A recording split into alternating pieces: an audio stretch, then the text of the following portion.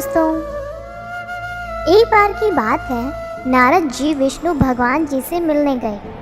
भगवान ने उनका बहुत सम्मान किया। जब नारद जी वापस गए तो विष्णु जी ने कहा, हे लक्ष्मी, जिस स्थान पर नारद जी बैठे हैं उस स्थान को गाय के गोबर से लीप दो। जब विष्णु जी ये बात कह रहे थे तब नारद जी बाहर ही खड़े थे।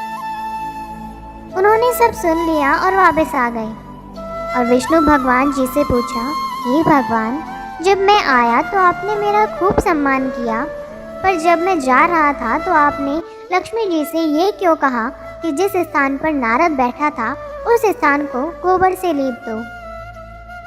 भगवान जी ने कहा, हे नारद, मैंने आपका सम्मान इसलिए किया क्योंकि आप देव ऋषि हैं, और मैंने देवी लक्ष्मी से ऐसा इसलिए कहा क्योंकि आपका कोई गुरु नहीं है, आप निगुरे हैं। जिस स्थान पर कोई निगुरा बैठ जाता है वो स्थान गंदा हो जाता है। यह सुनकर नारद जी ने कहा, हे भगवान, आपकी बात सत्य है, पर मैं गुरु किसे बनाऊं? नारायण बोले, हे नारद, धरती पर चले जाओ और जो व्यक्ति सबसे पहले मिले उसे अपना गुरु मान लो। नारद जी ने प्रणाम किया और चले गए। जब नारद जी धरती पर आए तो उन्होंने सबसे पहले एक मछली पकड़ने वाला एक मछुआरा देखा। नारद जी वापस नारायण के पास चले गए और कहा कि महाराज, वो मछुआरा तो कुछ भी नहीं जानता, मैं उसे गुरु कैसे मान सकता हूँ? यह सुनकर भगवान ने कहा, नारद जी, अपना प्रण पूरा करो। नारद जी वापस आए और उस मछुआरे से कहा, मेरे गुरु बन जाओ। पहले तो मछुआरा नहीं माना, बाद में बहुत मनाने से मान गया। मछुआरे को राजी करने के बाद नारद जी लौटकर भगवान के पास गए और कहा, हे भगवान, मेरे गुरु जी को तो कुछ भी नहीं आता, वे मुझे क्या सिखाएंगे? यह सुनकर विष्णु जी को क्रोध आ गया और उन्होंने कहा, हे नारद, गुरु निंदा करते हो, जाओ, मैं आपको श्राप देता हूँ कि आपको 84 लाख योनियों में घूमना पड़ेगा। यह सुनकर नारद जी ने दोनों हाथ जोड़कर कहा, हे भगवान, इस श्राप से बचने का उपाय भी बता दीजिए। भगवान नारायण ने कहा, इसका उपाय जाकर अपने गुरुदेव से पूछो। नारद जी ने सारी बात जाकर गुरुदेव को बताई। गुरु जी ने कहा, ऐसा करना, भगवान से कहना 84 लाख योनियों की तस्वीरें धरती पर बना दे, फिर उस पर लेट कर गोल गोल घूम लेना और विष्णु जी से कहना, 84 लाख योनियों में घूम आया हूँ, मुझे अब क्षमा कर दीजिए, आगे से गुरु निंदा नहीं करूँगा।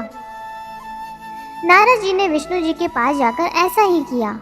उन्होंने कहा, 84 लाख योनियाँ धरती पर बना दो और फिर उन पर लेट कर घूम लिए और कहा, नारायण, मुझे क्षमा कर दीजिए, आगे से कभी गुरु निंदा नहीं करूँगा। यह सुनकर विष्णु जी ने कहा, देखा, जिस गुरु की निंदा कर रहे थे उसी ने मेरे श्राप से बचा लिया।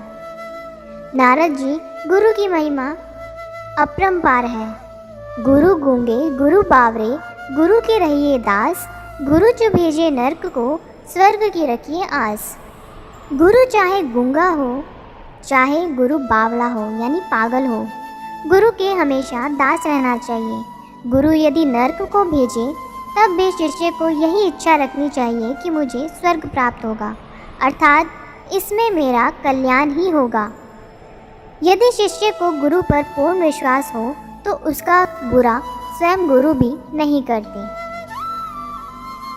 इसी प्रसंग के अनुसार एक पंडित जी ने धन्य भगत से एक साधारण से पत्थर को देकर कहा, इसे भोग लगाया करो, एक दिन भगवान कृष्ण दर्शन देंगे।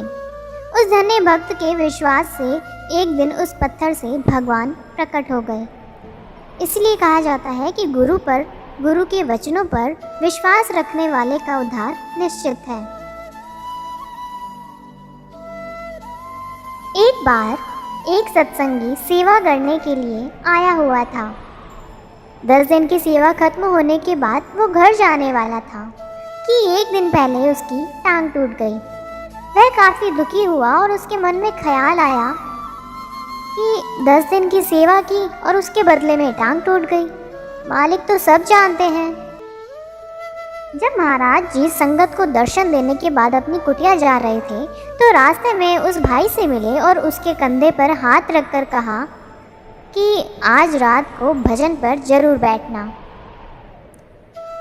जब वह रात को भजन करने के लिए बैठा तो महाराज जी उसकी चेतना को ऊपर के मंडलों में ले गए और उसको दिखाया कि जिस बस से उसने वापस जाना था उसका एक्सीडेंट हो गया था और उस एक्सीडेंट में उसकी मौत हो गई थी।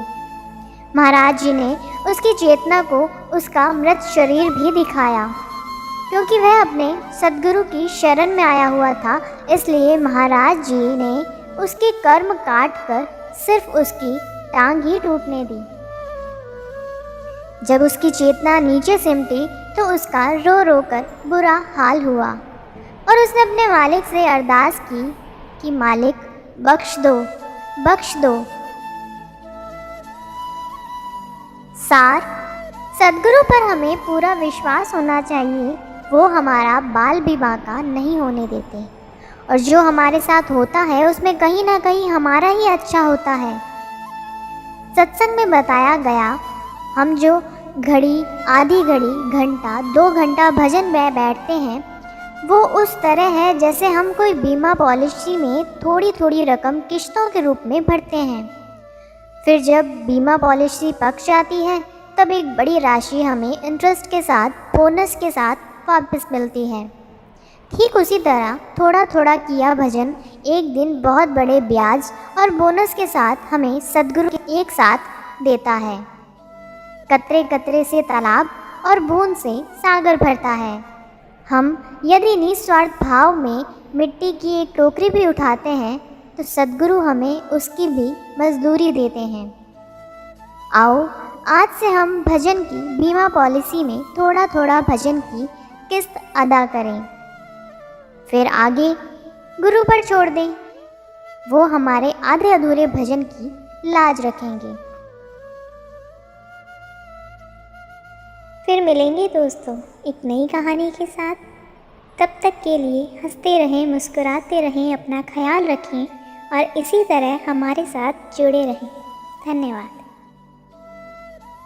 अगर आपको ये कहानी अच्छी लगी और इससे कुछ सीख मिली तो चैनल को सब्सक्राइब ज़रूर करें। आपका एक सब्सक्राइब हमें इसी तरह से नई नई कहानियाँ आपके लिए लाने के लिए प्रेरित करता है।